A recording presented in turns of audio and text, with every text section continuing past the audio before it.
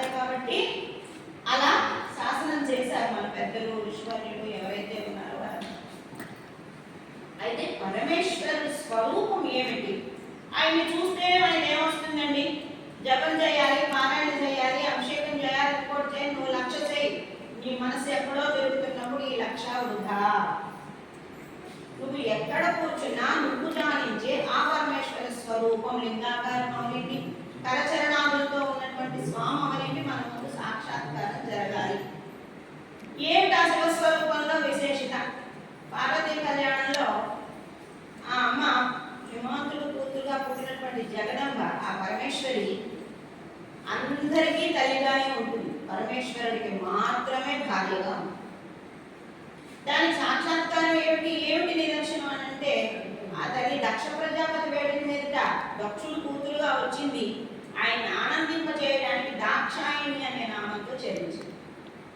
ఆ తర్వాత ఎంతవరకు దక్షుడు కూతురుగా ఉంది, పరమేశ్వర నింద జరగనంత వరకు మాత్రమే దక్షుడు కూతురుగా ఆవిడ జీవించింది.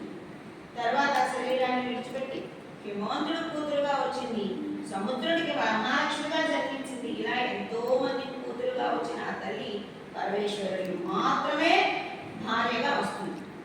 ఇలాంటి కళ్యాణ ఘట్టంలో 2 నిమిషాలు మనం చేస్తున్నాం. ఇలాంటి కళ్యాణ ఘట్టంలో పరమేశ్వరుని పొందడానికి ఆమె తపస్సు చేయాలా? ఆయన అర్ధాంగి కదా, శక్తి చైతన్యాలు ఇచ్చేటటువంటి జగదంబ కదా. ఎందుకు? ఏ స్వరూపంలో ఉన్నా ఆయన భార్యే కదా ఆవిడ. రావయ్యా నేను ఇప్పుడున్నాను, తీసుకు పెళ్లి చేసుకుని వెళ్ళంటే వెళ్ళడా? ఎందుగా అంత తపస్సు చేసింది? తండ్రిని సేవించడం ఎలా మనకి నేర్పింది. పంచాత్మల మధ్య తపస్సు చేసింది. సరే, తపస్సు పరమేశ్వరుడు తృప్తి చెందాడు. ఆ పార్వతీదేవి దగ్గరికి వచ్చాడు. వచ్చినా ఓటేసి పెట్టాలి కదండి. విద్యార్థులు పిల్లలకి ఎన్నో చెప్తాము, ఏం పాటిస్తున్నాడు అని తల్లిదండ్రులుగా పెద్దవాళ్ళగా మనం గమనిస్తాం కదా, వీడు సరిగ్గా చేస్తున్నాడా లేదా చెప్పింది. అలా గమనించినప్పుడు ఆ పార్వతీదేవిని కూడా కొన్ని వివరాలు, అంటే తన స్వరూపం తాలూకా వైశిష్యాన్ని పార్వతీదేవి ద్వారా మనకి చెప్పదలుచుకున్నాడు పరమేశ్వరుడు. వచ్చాడు. ఇక ఇప్పుడు శివలింగ చేస్తున్నాడు ఆయన. ఆ నిందలోనే శివతత్వం ఆధారపడి ఉంది. ఏం చేస్తున్నాడు? వచ్చాడు. ఆశ్రమంలో ఉంది కాబట్టి, శివజ్ఞానంలో తపస్సులో ఉంది కాబట్టి వచ్చిన వాడిని అలా లోపలికి రమ్మనండి అని చెప్పింది. ఓ బండరాయి కూర్చోబెట్టి ఇలా కూర్చోండి అని చెప్పింది. కూర్చున్నారు. కూర్చున్న తర్వాత ఆయన, ఏమిటమ్మా ఎందుకు ఇక్కడ ఉన్నావు? నువ్వు హేమంతుడు కూతురు కదా, నీకు అంత ఐశ్వర్యం ఉంది, ఇంతుంది అతుంది ఇస్తుంది అన్నాడు. ఎందుకున్నావంటే, నేను పరమేశ్వరుడికి అర్థాంగి అవ్వాలనే కాంక్ష చేత ఇంతటి తపస్సును నేను చేస్తున్నాను అని చెప్పి, ఎప్పుడైతే ఈ తపస్సు చేస్తున్నాను అన్నాడు, ఈయన మొదలు పెట్టాడు. ఏముందమ్మా ఈయన చేసుకోవడానికి? విభూతి పూసుకుంటాడా? కపాలంలో తింటాడా? శ్మశానంలో ఉంటాడా? కట్టుకోవడానికి బట్టలు లేక పులిచర్మం కట్టుకున్నాడా? దానికి మళ్ళీ ఓ రుద్రాక్ష మాలడా? మెడలో ఏమైనా ఒక కాసు ఒక రూపాయి బంగారం ఉందా? పాములు వేసుకున్నాడా?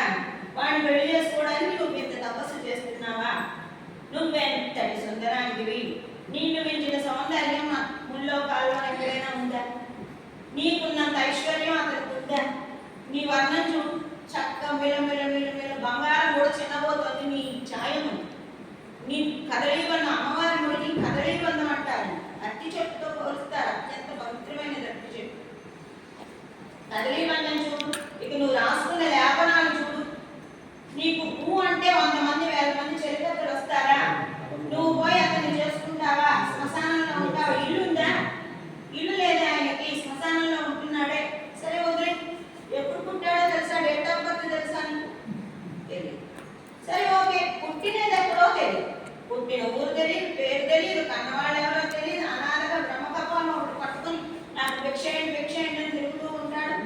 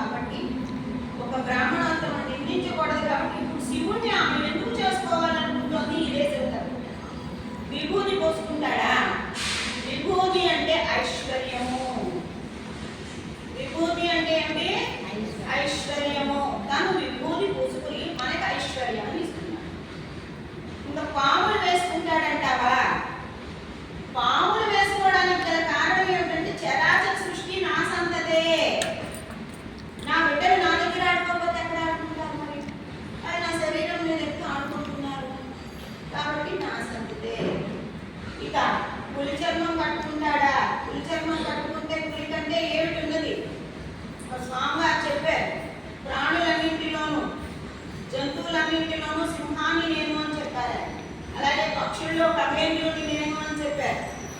ఖగేంద్రుడు అంటే గరుత్మంతుడిని నేను అన్నాడు. వేదాలలో సామవేదం నేనే అన్నాడు. ఇలా అన్నాడు కాబట్టి ఇక ఆయన మంగళ స్వరూపం చెప్తే ఆమె జటలు కట్టాయంటావా? ఆ జటలలోనే చతుర్దశ భువనాలు రక్షించబడుతున్నాయి. అదుపు తప్పకుండా కట్టిపెట్టాడయ్యా ఆయన ఆ జటల్లో. ఇంకా శ్మశానంలో ఉంటాడు, శ్మశాన పూజ రాసుకుంటాడు. అయితే ఇప్పుడు మన స్వామికి ఏం కావాలి? నువ్వు కొట్టే టెక్కాయలో, అరటిపళ్ళలో, పెట్టే ప్రసాదాలు, వేసేసే బట్టలో ఇవి కాదు ఆయనకు కావాల్సింది. ఏది మార్పు లేకుండా ఉంటుందో అది ఆయనకు కావాలి. ఏమిటి మార్పు లేనిది? శ్మశానంలో ఈ శరీరం బూడిదైపోయిన తర్వాత జీవి వెళ్ళిపోయాక ఈ బూడిదైపోయింది. ఈ బూడిదని మళ్ళీ కాలిస్తే కాలుతుందంటే